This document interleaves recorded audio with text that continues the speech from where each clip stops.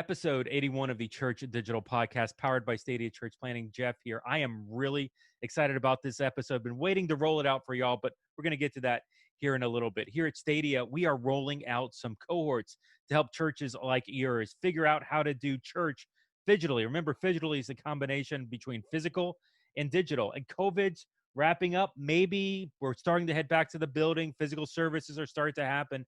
And what's really fascinating is in this season, all that staff that's been so focused on online is now starting to focus back on the building, and the online pastor's like, hey, what about me? What about me? What's happening? Or maybe there's not even an online pastor. The church is just abandoning all these lessons that we learned in this COVID season, going back to the old normal instead of what the next normal should be.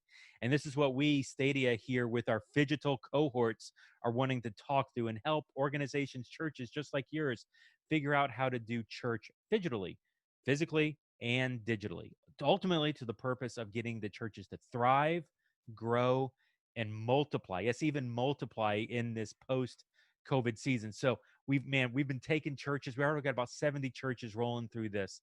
And in August, we're going to start this next batch of cohorts, and would love for some of the church digital audience here to jump in on some of these cohorts to check it out. The link will be in the show notes, but it's stadiachurchplanting.org/digital. It's a 3-month cohort.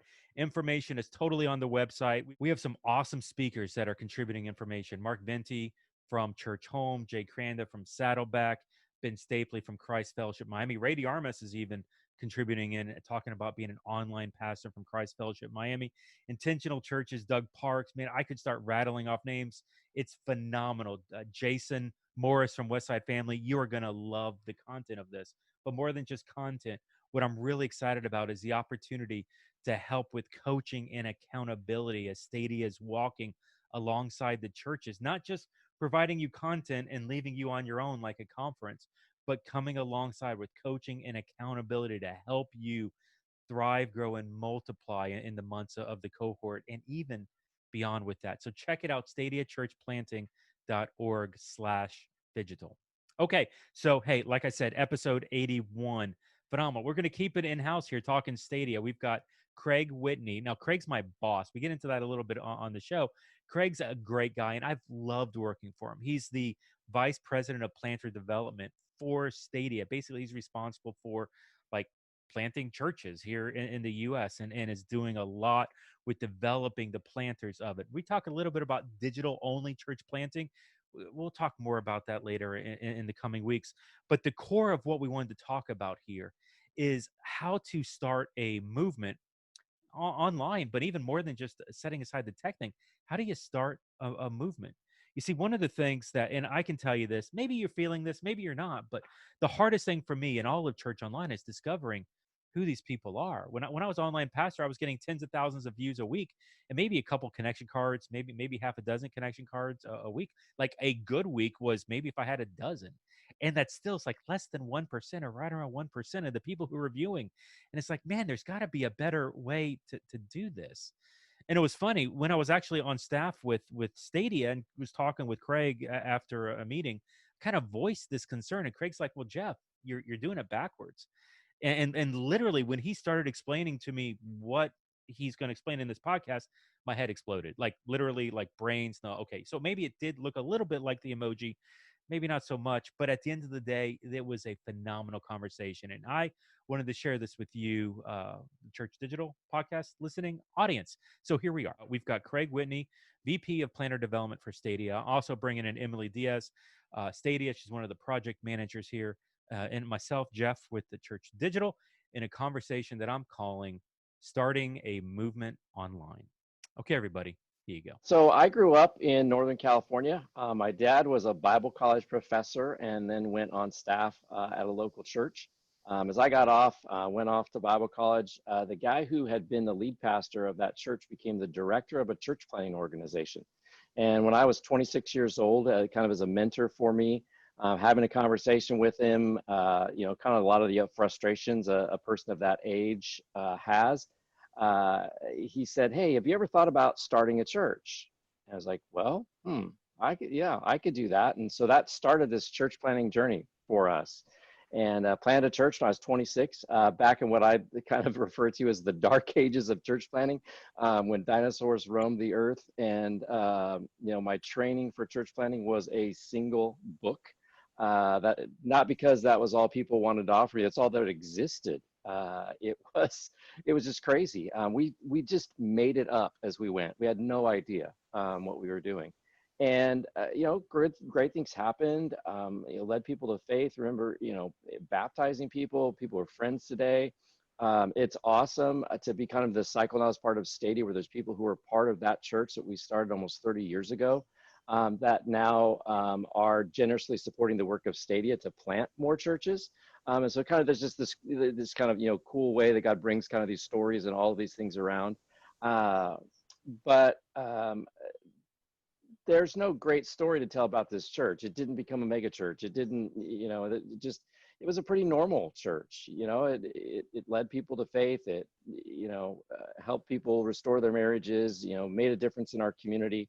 But as a young leader, I was really ill prepared for kind of the onslaught and realities of just day to day leading a church.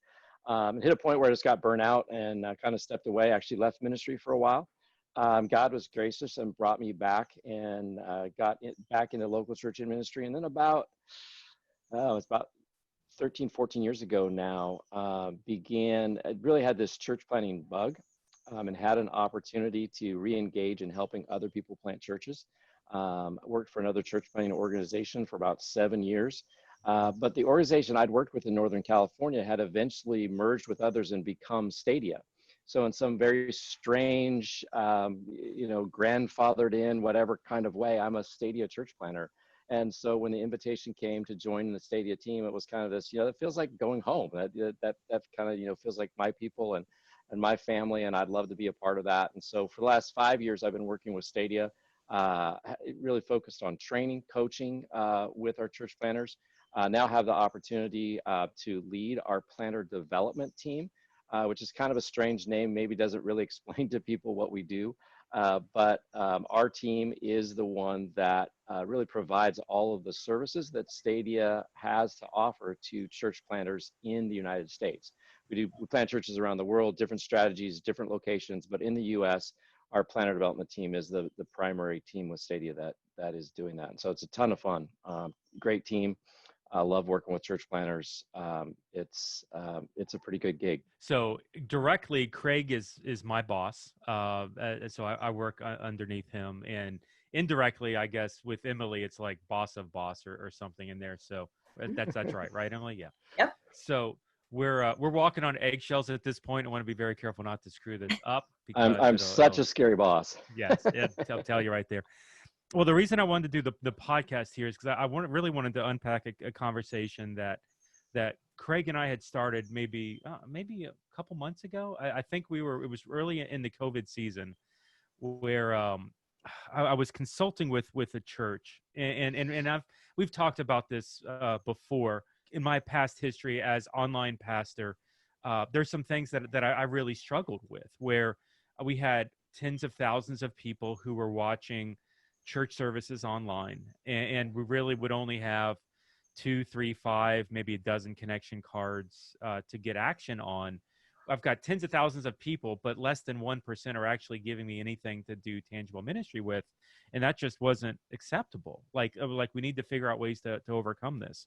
And recently, I had a church tell me the story of Easter Sunday. They had 500,000 people watching their services online or on television, but would only action, 11 connection cards. So it was more than just me as a church. It was more than just that one church. I think that's really an issue that lots of churches are struggling with today, where we're doing this broadcast, but we're not effectively moving people beyond just the 1 hour on Sunday because they're watching in isolation. We really don't know who they are. And so this church that I was doing consulting with early in COVID season was struggling with this as well. And I was venting. I had a meeting with Craig right after the consult, and I was venting to Craig on it. Man, this just doesn't make sense. Like how do you solve this problem? How do we do it? And I never forget. It's Craig just looking at me, and he's like, well, Jeff, you're doing it backwards. The goal isn't to to start with the service to then get them into groups and get them serving to get them on mission. The goal. Well, Craig, why don't you explain it? Set this up a little bit. What's the goal here?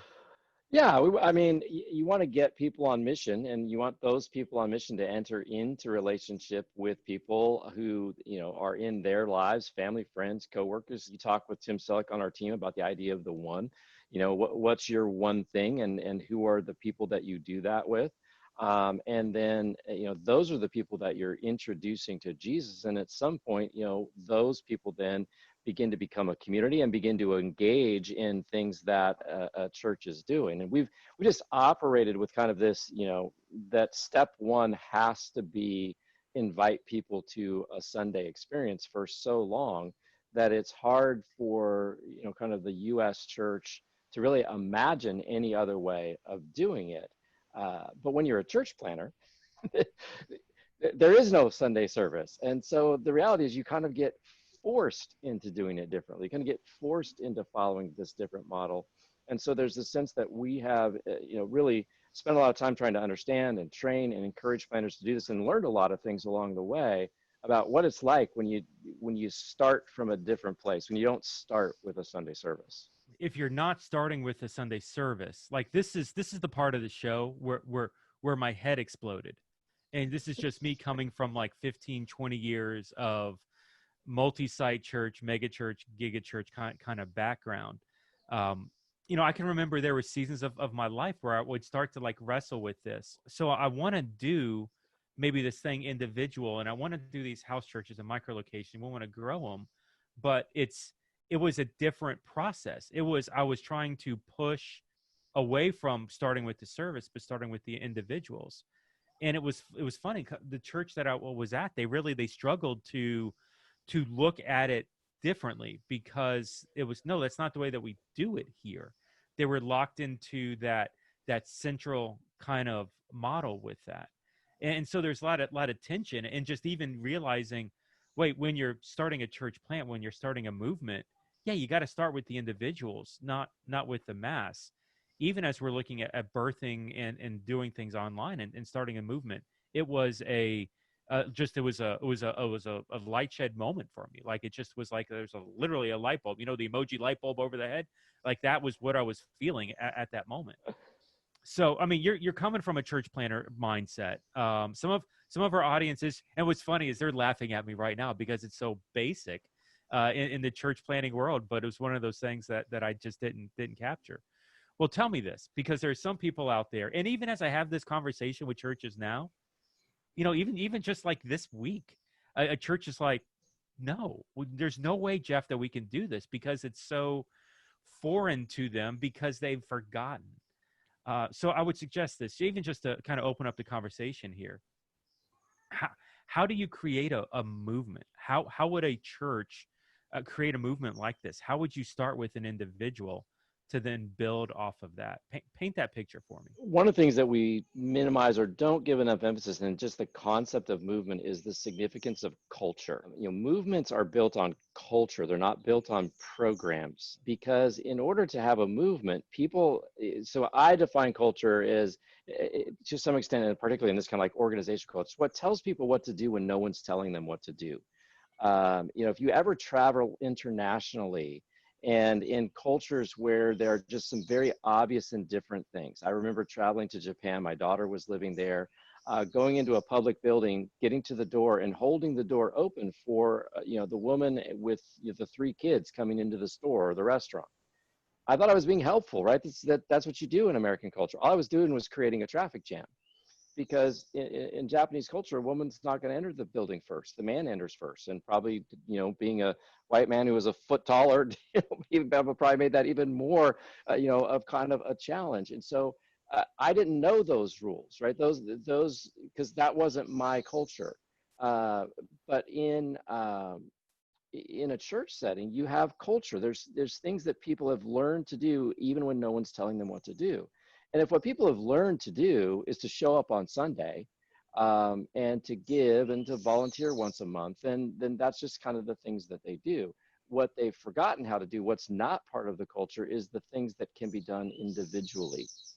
how they live Monday through Friday, how they enter into their relationships. And in order to create movement, you have to create a culture that causes people to live that way on a daily basis, even when no one's telling them to do it, because inherently, by the nature of it, they're dispersed when they're doing it. And so, if you kind of have to pull people together every time to tell them, hey, you should talk to your neighbor this week, or you should have lunch with your coworker, or, whatever it might be, that's never going to work. Somehow you have to instill that into a culture. And so that's really the challenge for church planners. And it's the unique thing that church planners have an opportunity to do that's so different from an established church, is church planners are creating a culture. Established churches in all kinds of dynamics, history, whatever, but they already have a culture, intentional, unintentional. In understanding culture, there's almost always some unintended consequences of culture, but it's there. And so it really can be a radical shift to try and get a group of people who have lived a certain way, that's the culture they have, to try and get them to live differently. And so for church planners, it's about finding people, adventurous people, really. I mean, church planners are entrepreneurs, but really the people who join the church planning team and have to be a bit brave themselves, a bit adventurous. And the ones who are most effective are the ones who are really willing to go on this new journey, learn new ways of being, new ways of doing church. And out of that really grows movement. I mean, Emily, you probably have seen that in some of our church plants, that sometimes we look at programs and strategies, but I think in many ways our most effective church planners are the ones who create strong cultures. Yeah. I mean, is there anybody that comes to mind? Can you think of an example of like a church planner that's created a strong culture that's mobilized people? Yeah, absolutely. I think it's difficult because what you're talking about, even in church planting world, when you are creating a culture, this culture that you're talking about being on mission, each individual, is counterculture to even our current culture, right? In the United States, we live individualistically. And so this goes against the grain of just even our United States culture. And so I think these are people and pastors that are leading upstream. But yeah, I've seen church planters do this really effectively, and it's the ones who lead out with vision constantly, right? That their people themselves can repeat what their church is about. Ray Hudson, who we had a conversation with, Jeff, you and I, a few weeks ago, is leading out in Berkeley, and he ended up launching his church online early, and his people are living within the city, and they constantly are talking about their one. So he has said that they are a church that is for the one. There are for people that are not walking with Jesus, but their church is for that, but each of their individuals are for that. They have adopted that DNA into their own person, and they're constantly gathering together as a team and then saying, this week I interacted with my one at the coffee shop, or this week when I was dropping my kids off at school pre-COVID, I interacted with the mom of our one. Or they're having these interactions and these conversations, and they're life-giving and they're exciting, and it furthers the team and the church even further down on their mission, because it's not just the pastor that is the one who is having these interactions and seeing transformation and people take steps towards Jesus, but it's all the people on their teams and that's what I have seen, what gets the momentum. Right? When you have this team of people and there's this buzz and this excitement in the air, that just naturally creates a movement forward. Well, paint a picture for me, because I mean, what you're talking about is this idea of you're creating this culture, you're creating this DNA. How does that vision get passed from a planter to the people down? Because you're not talking, and one of the things Tim talked about recently was not the organizational one, that's important, but also getting each individuals, the ones at that, and Emily, you referenced that. How do we get them to understand that one and the importance of going out and building from there? I think Tim talked in his conversation about the importance of personal example, and I think that is probably the first and highest priority. It's really hard to get people to do something that you aren't doing yourself, to live a way that you aren't living yourself. So I think that's clear. It's kind of a first thing. I think beyond that, there's a key to inviting people into experience as opposed to kind of inviting people into training. You think about the way that Jesus trained the disciples. The invitation was, come with me. Go do the thing that I'm doing with me. Now, along the way, yes, there was training and teaching, but most of those training and teaching moments actually followed an experience, something that happened that they experienced together, but they didn't quite understand, didn't quite make sense, or kind of like the light bulb, you blow it up. And so then Jesus would bring some words of teaching in to explain that. We have a tendency to want to do the opposite, right? We want to teach people and then hope that they would do it. There's a book, it's old, it's probably out of print. I think I read it in college days, called Dedication and Leadership. And it's about how the Communist Party trained people, kind of evangelists in their movement. And when people said, hey, I want to do this, and it was in the context of London and I don't know, 40s, 50s, the first thing that they would do is give them communist tracts and send them out on a street corner. No training at all. Just like, and they would have a horrible experience. People would ask questions and they couldn't answer them, and they didn't know what to do. And then they would come back to training and they'd be like, tell us what to do. That was an awful experience. And so, they just kept pushing people beyond their comfort zone, and then almost, kind of backfilling that with training. And kind of in our American or Western mindset, we just want to pump people full of information and then somehow think that they're just going to go do the thing that we talked about, even despite the evidence that tells us that almost never happens. I just Amazon the book, Dedication and Leadership, Douglas Hyde. It's That's selling it. on Amazon for $954. So I'm going to go I ahead have and a copy on my shelf. I'm going on you vacation. Can make some serious jingle, man. Pay for your next vacay. So I'm going to throw the link on show notes, and somebody feel free to go ahead and spend $954 on the book. Or pawn it off to Craig. Maybe he'll give it to you for $800. Yeah. Okay, we're going to put this guy out on the corner, and he's going to hand out communist documents, brochures, paraphernalia. He's not prepared. He's not trained. He's learning in the process. Do we use, well, we need to train these people as an excuse to not unleash them? Is it we need to prove that they're worthy by getting them to go through a longer process before? So when I talk with church planners, they're like, yeah, somebody's more likely to witness and bring someone to Christ earlier in their faith than later, because the later never actually comes.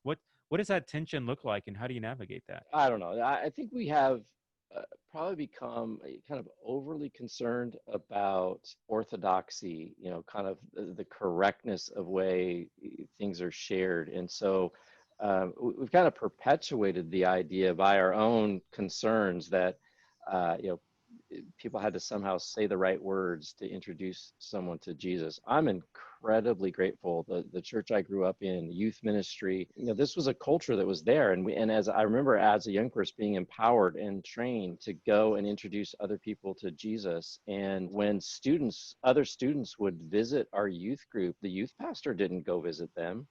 My friends and I did. And I can remember sitting in friends' living rooms, and introducing them to Jesus, and have people say, "Yeah, I want to follow Jesus." Would you experience that? Like, you want to go do that again?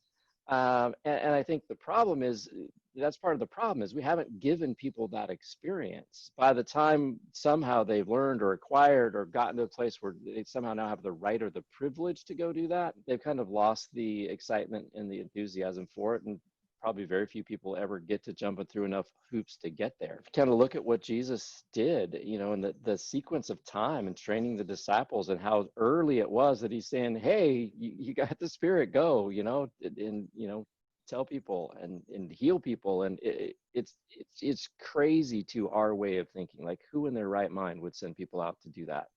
But Jesus did. I love that example of, when you were talking about just providing people experiences, inviting them to come along.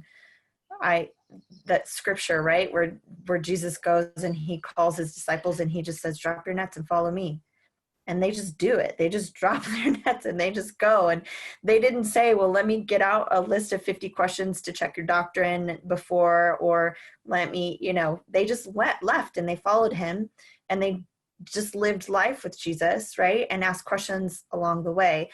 And we have the advantage in the church planting world to really live similarly to that, right? Where the church planter is calling people and saying, come along, let's do this thing. And people are coming along and they're doing life and having those shared experiences of ministry together.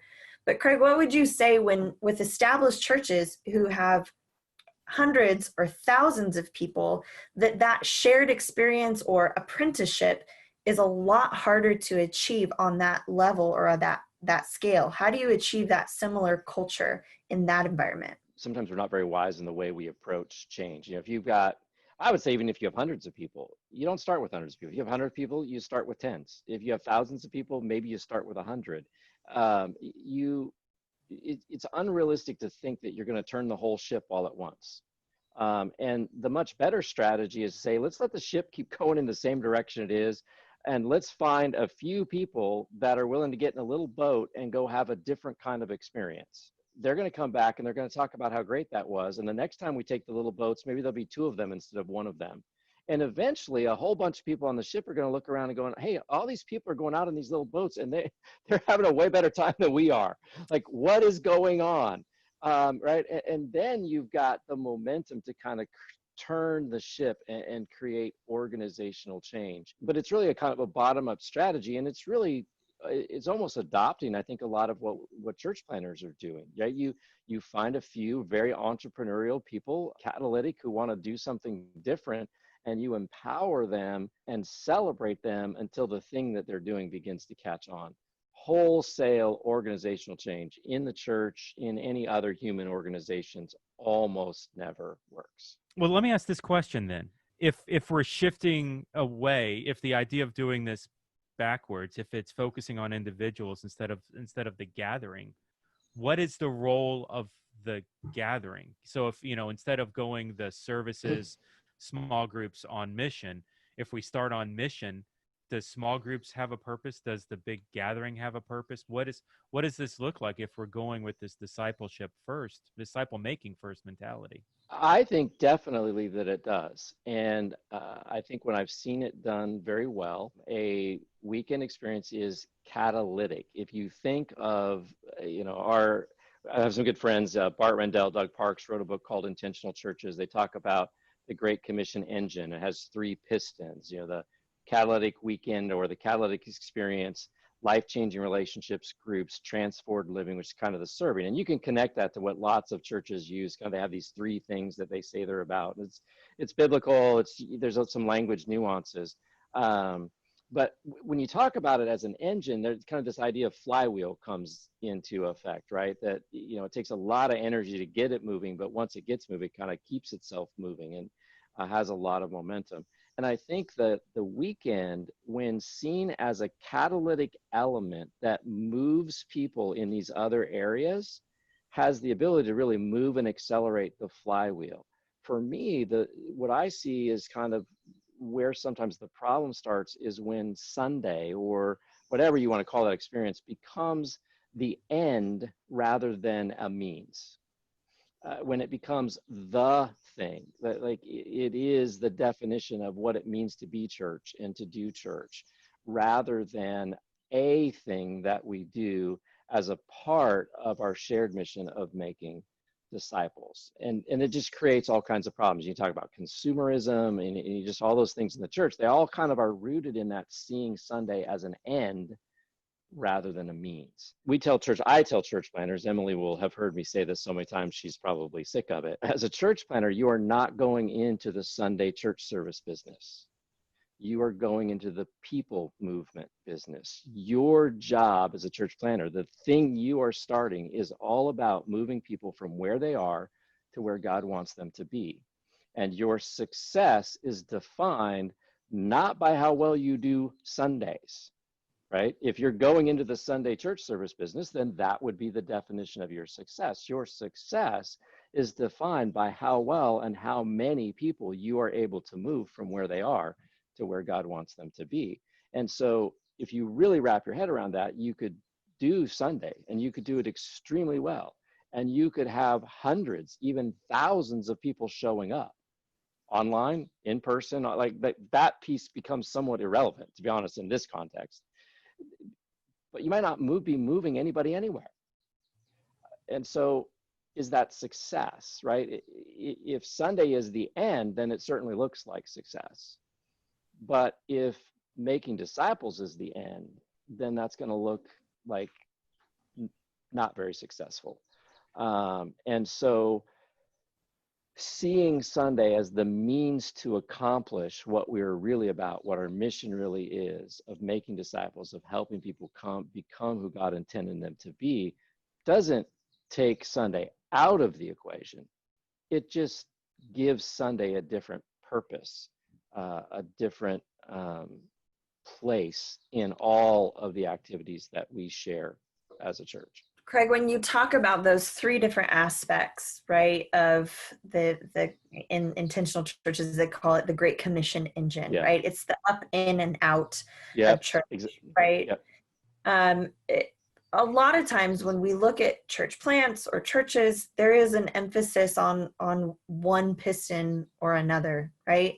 It is the weekend experience and they grow to large numbers, but maybe struggle in the fact of developing individual disciples that are actually living on mission, or it's a more missional movement, but they don't have the numbers. It seems like maybe that might be a little slower and numbers grow smaller because they're focused on each individual. So how do you overcome those challenges to where those three pistons look even, and you kind of overcome those, whether the lack of making disciples in a mega church scenario or the lack of growth in a more missional model? The alternatives you described are really a reflection of something other than Sunday becoming the end rather than a means. Community impact, issues of social justice, become the end, then you can have a group of believers who are very involved in that. And those are good biblical things that Jesus people do, but they're not the whole of the mission of the church, right? And so you've taken one piece and you've made it the end. You can, make community the end. Like, hey, it's all about, being together in close-knit relationships. And those are very transforming, can be super impactful for those people, but kind of all sense of mission, all sense of transforming others. And so the overemphasis of any one of kind of those pistons or that up and out, they lead to different consequences, but what all those consequences share in common is a failure of mission if mission is defined as making more and better disciples. And I think that's one of the challenges that we have to wrestle with. Both of those things are part of the mission. We can't say, well, we have a lot of people, so we're making more disciples. We can't say, oh, we only have a few people, but they're really following Jesus. Those are false dichotomies. Jesus called us to reach the whole world. We have to hold more and better together in tension. And when we do that, then I think what you begin to realize is that these three things work together. None of them is an end. All of them are a means. And if our primary metrics are how many more disciples, good disciples are we making, it's maybe a little bit over optimistic, but you kind of create a self-correcting system, right? Because the system's always going to come back to the core question. And if you're really asking the hard questions, at some point you're going to realize, wow, what we do on Sunday is just not adequate. Maybe it was adequate for a different size or a different era in our growth, but it's not adequate anymore. We need to put some energy into doing that better. But you might also realize, wow, we put a lot of emphasis on making Sunday better. And right now what we realize is we aren't able to connect all of those people into community. And that community is so vital for life transformation. And so now we've got to give a bit of our energy there. I think realistically, no church ever keeps all of those things in perfect balance all the time. You're always going to give a little bit of emphasis to one or the other. But if you have the right core mission and metric, again, I think you'll ask the question that causes you to give emphasis to correcting the areas that are, kind of holding back your mission. I think it's when we become ideological about some of those other things. We give all of our attention to them. In essence, we kind of back ourselves into a corner of we have to prove that this is right because we've publicly declared that this thing is what's most important. And we're arguing with our, Christian friends about, missional or incarnational or attractional, and none of that is helpful. It puts our eyes on the wrong thing. And so if we could keep the focus there, I would describe myself as kind of being model agnostic. And again, Emily, we work with church planners who kind of take a lot of different approaches to the way that we do church. Stadia is not a cookie cutter, follow these 10 steps, do this exact program, and boom, you'll get a church. Our churches don't all look alike. Like if you could visit Stadia churches across the country, sometimes I think you would be shocked. It's kind of like in a family where sometimes you meet siblings and you're like, wait a minute, you guys are like, you can't believe that two people go together. You would have that kind of reaction because people are living out these things in their own context with their own vision, their own ideas. What I hope that we're trying to instill in them as common is this mission of making disciples, and they're working out how to do that in their context. And that's the definition of the win, not whether your model of church is missional, incarnational, attractional. To me, like I said, I'm not against any of those, but I'm not for any of them either. I'm for making more and better disciples. However, God's equipped you to do that. It's interesting. Sometimes I think the physical churches, the already existing churches, let's say it that way, they revert back to their staff as the ones who are effectively doing this, right? Like they're not necessarily taking advantage of, or if they're forgetting the power of the individuals, the attenders. Somebody who's on the podcast recently called them the activators of the church. Recently did a conversation with another church, a consulting thing, and it was suggesting this idea of this backwards approach. Instead of starting with the services, starting with people on mission, and then building influence and growing the church that way. I think it was the executive pastor kind of paused and looked and said, Jeff, right now we've got over 1,000 people who are regularly attending a service online. And you're telling me that I should abandon that model. And there were 3 of them on a Zoom call, and instead just focus on the 3 of us building that influence and growing the department that way. Now, I wasn't saying, and I corrected, I wasn't saying abandon the service, but I also corrected this idea of, yeah, you're mistaking that I'm just talking to the 3 staff people who are on this Zoom. There's maybe 50, 75, maybe 100 others in your body who, given the challenge, could step up and see that.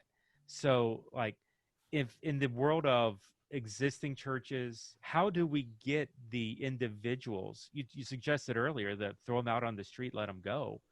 But how do we get those people going? What's the catalytic thing to get them to do this? I would probably recommend a little softer approach than what Douglas Hyde describes in his book.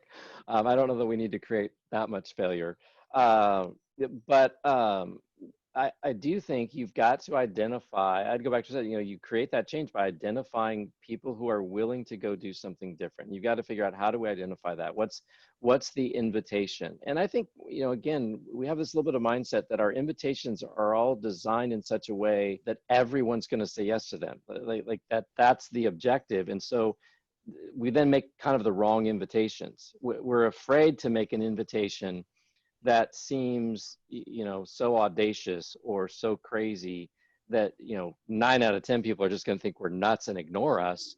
Well, maybe that's fine because the people we really want to say yes, are the 1 out of 10 who are like, yeah, you know what? I'm up for that. Let's go do something different. I'm willing to go do something crazy.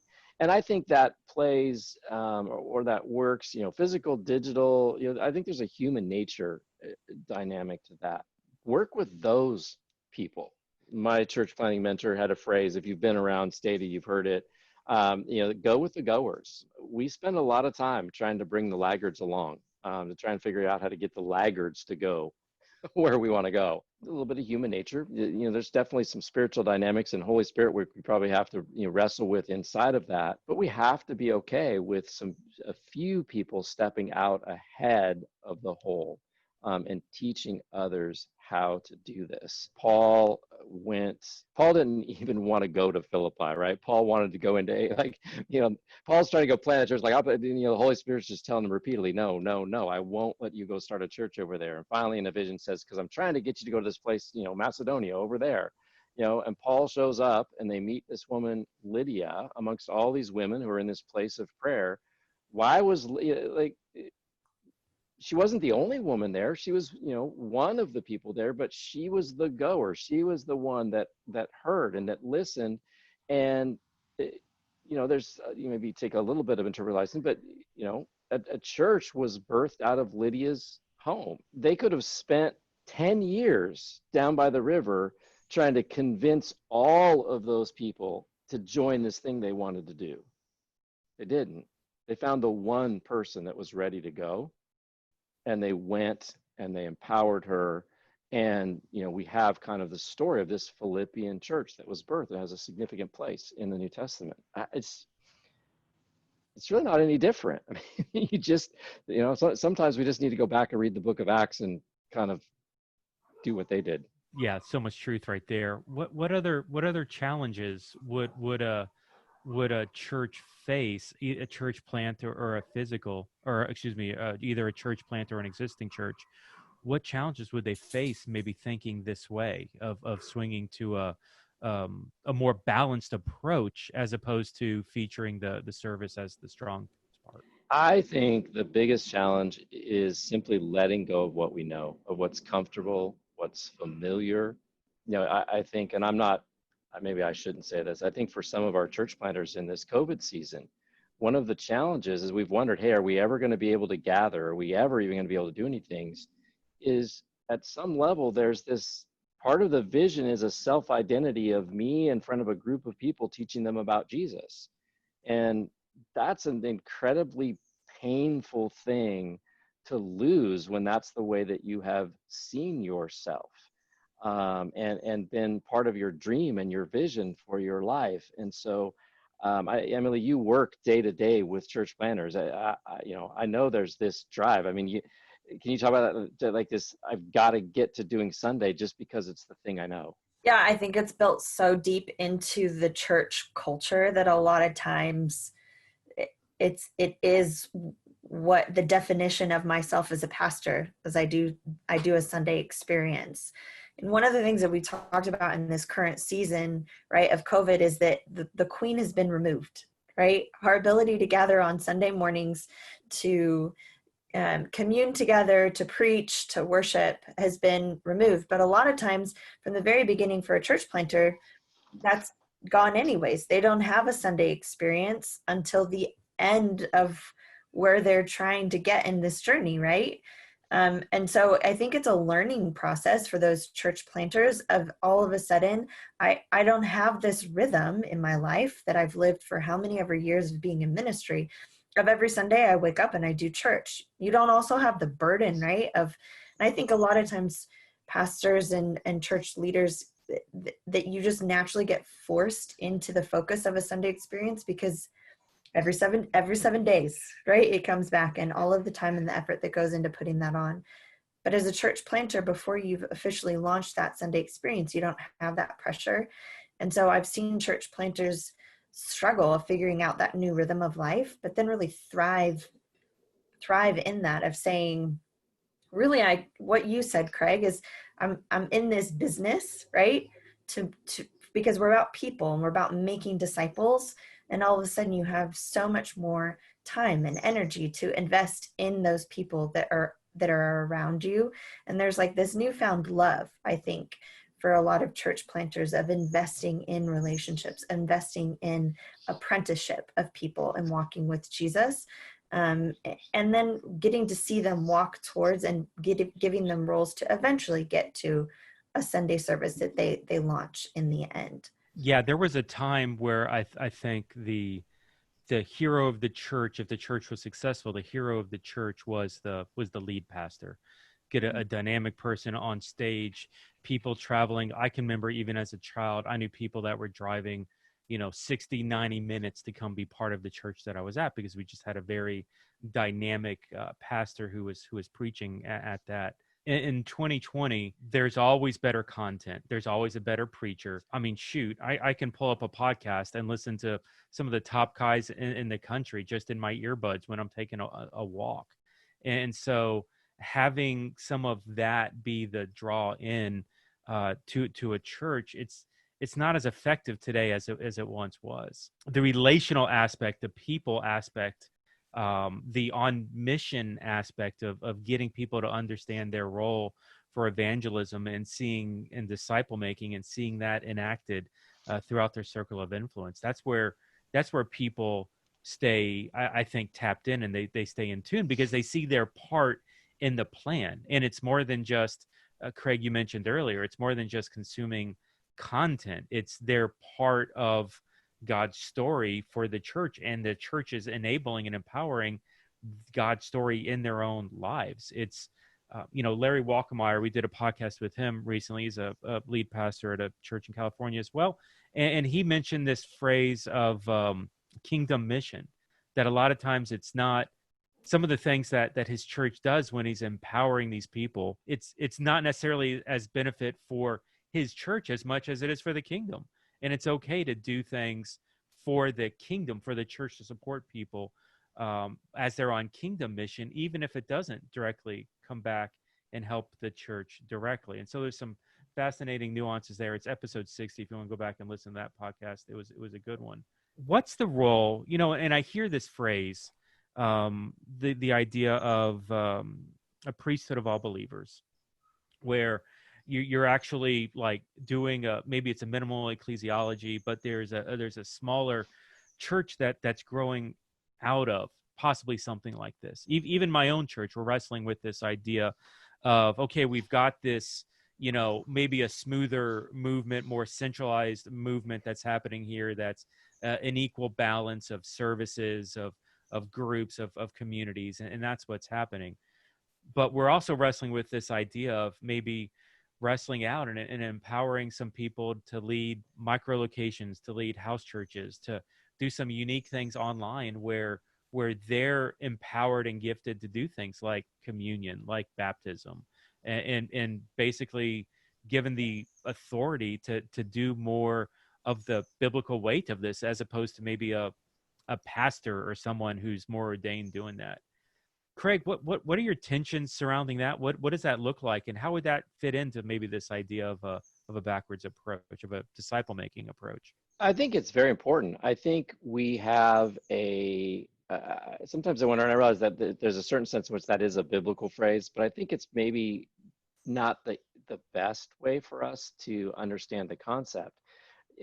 Biblically, in the Old Testament, a priest had a very unique role. There were things a priest could do that no one else could do, access to God that a priest had that no one else had. And so that gave the priest this unique place in the community, in the living out of their shared faith. We come to the New Testament, and on Pentecost, which we just celebrated, the Spirit is given equally to everyone. This idea that there is one group of a person or one group of people who have an ability that nobody else has is shattered. Everyone now is empowered by the same Spirit to accomplish the same work.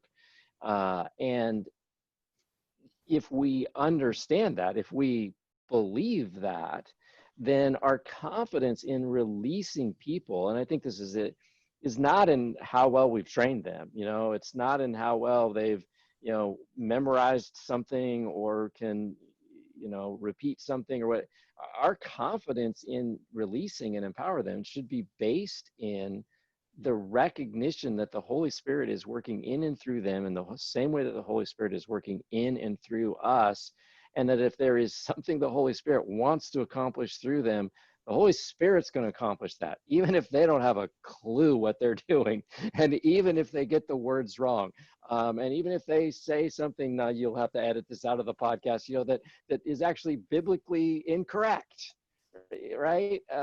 It's just, I think we become so concerned about controlling all of it rather than recognizing the Spirit, the presence of God in each person, and asking ourselves, how do we release that? How do we empower that? And there is not any one of us who is more capable of mission, more capable of disciple making than the other. Now, again, biblically, there are different gifts. Some of us have been gifted to play different roles, and not everyone should sit in the seat that I sit in, and I shouldn't sit in the seat that I get all that. But that doesn't make me better or special or different. It's just unique. It's just the thing God's given me to do that I need to be faithful to, in the same way that other people need to be faithful to what they've done. But it's the same Spirit. That's what Paul teaches. It's the same Spirit that's working in all of us. And when we hinder that, we hinder the work of the church. And so that's what needs to be released in everyone. I think a lot of times when we think about disciple making, our natural American systematic minds might think, okay, well, we have to build out a structure of how disciples will go out and live on mission and make disciples. And what you're talking about, Craig, is that might look different for all people, right? Because we have Absolutely. this Spirit. But each one of us, each of the three of us are wired intrinsically different, and our bents and our passions and our voices are different. I had the advantage of getting to work with Kansas City Underground, Rob Wagner and Brian Johnson over the last year and a half, and this is where they are right on point of really looking at individuals and helping them understand who exactly you are. How were you built? How are you wired? What are the giftings that God has given you? And how can we utilize those things in the Spirit within you to release you on mission in your life? And I think that's when we get really dynamic disciples on mission, right? Is that when we say you are empowered by the Spirit, right? The same that each of us have, but you're also given all of these different giftings and passions that God is giving you for a purpose, to be set on fire by the Spirit to go out on mission. How, as a church leader, do you go and take people on that process of understanding their giftings to be able to release them on mission? It's so good. That's a hard challenge too, right? Like how do we get started? How do we do this? So, like, let me ask this question. Church plant culture is key to all of this. I had a friend tell me once, you can control or you can grow, but you can't do both. I don't know that I agree with that to the full extent of it, but I do think it's an interesting challenge. And culture, as you mentioned, is really laid out throughout this, where it's important to have that culture in place so that you can run, so that you can trust, so that you can release these people who are driven, who understand the culture of what you're trying to do and how the Spirit leads. Church planner already is building the culture. It's easier I would suggest it's easier for a church planner to go on this road than an existing church. An existing church, there's somebody out there who's listening that's saying, okay, I'm interested in doing this. My boss is going to think this is ridiculous. The lead pastor, there's no way that he's going to buy into this. We need to establish that culture for the church to be healthy in that. Walk me through here. Give me a couple application points, next steps, questions to ask. How do you suggest someone who's interested in doing this in an existing church, how do they get started navigating this road? I would suggest, and might sound a bit like be rebellious. I mean, do your job, you're under authority, but just begin doing it. There's probably nothing, if you're a staff person at church, there's nothing that says you can't equip people to do the work of ministry. You may have to continue to carry some things that are on your plate while you're doing that, but I would really say just go do it. And I think it's the kind of thing that speaks for itself. There will be some church somewhere, some kind of broken culture somewhere, but in the vast majority of churches, if you begin equipping people and you begin releasing them and they begin making disciples, somebody's going to notice. And rather than tell you to stop, somebody's probably going to begin to ask the question, hey, wait a minute, what are you doing? Like, what are you doing that's different than from the rest of us doing? And how could all of the rest of us be doing that? And again, I think we have this desire to kind of fix the organization first. Now, if you're the leader of the organization, there's some different responsibilities and role there. But if you're not, don't try and fix the organization. Fix yourself first. Fix your own ministry first. Just go do it. Somebody will do that and lose their job probably. I realize that happens out there. But in the vast majority of cases, someone will take notice and someone will begin to ask different questions. And you can influence the organization from the bottom up. The question is, do you have the patience and the endurance to continue on that path and to really work hard at that until people notice, until you can produce fruit and until people notice? And that's not going to be a quick fix. And I think that's part of the challenge of our culture is we want everything instantaneously. It took Jesus 3 years to equip his disciples. We want to do it in 3 weeks. And we only want to spend an hour together each week for a class. It's that's not what was shown us about what this takes to accomplish. Hey, Craig, thanks for jumping on this. Definitely some things to think about as we're trying to wrestle. The thing that's resonating with me the most, and it's this idea of massive, I forget how you said it, but the massive moments don't rarely work. And so it's starting small and allowing it to grow. The flywheel of itself is going to take time to develop until it gets to that self-sustaining level. Be patient with it in the run. Church planners starting out, organizations like Stadia who are holding your hand and walking through those steps with you are awesome. Existing tangible churches that are already out there who you guys may not have that person who's giving you, encouragement in that process. I'll tell you, in my own life, I struggled with that where, there were 1 or 2 people that I worked with who saw the vision of what I was doing, but the majority hadn't. So, hey, churches that are out there who are doing this or are wanting to do this, be patient. God will do something in his time. And the awesome thing is it's going to be in his time. Trust him to do that for you and for your organization as you're pivoting that way. Well, Craig, as we're landing the plane here, any questions or any thoughts on your end? I would go back to just emphasizing this thought. If you wake up on Monday and you think you're in the Sunday church service business, write a resignation. You don't have to give it to a boss, right? Just write a resignation for yourself that says, you know what, as of today, I quit being in the Sunday church service business. And I'm going to go to work today on being in the disciple making business and the people movement business. And even if I don't know how that works and I don't know how to do it, that's what I'm going to wake up tomorrow morning thinking about doing. That mind shift more than anything else will affect everything you do in ministry. Well, I tell you what, you've been doing a great job of getting people to resign and quit in this podcast. So if they are, if that does accidentally or intentionally happen, this is awkward. You can plan a church with Stadia. I was about to say, stadiachurchplanning.org, and they'll be more than happy to help plant and get started on a physical or even a digital only church here coming very soon. So, hey, this has been a great podcast. Craig, man, you're an awesome boss. Thanks for being that guy. Hey, thanks, Jeff. Loved having you on here. Emily, once again, thank you for joining us. For Emily, for Craig, this is Jeff at the Church Digital. Thanks for jumping on the podcast with us, and we'll see you next time. You all have a good day.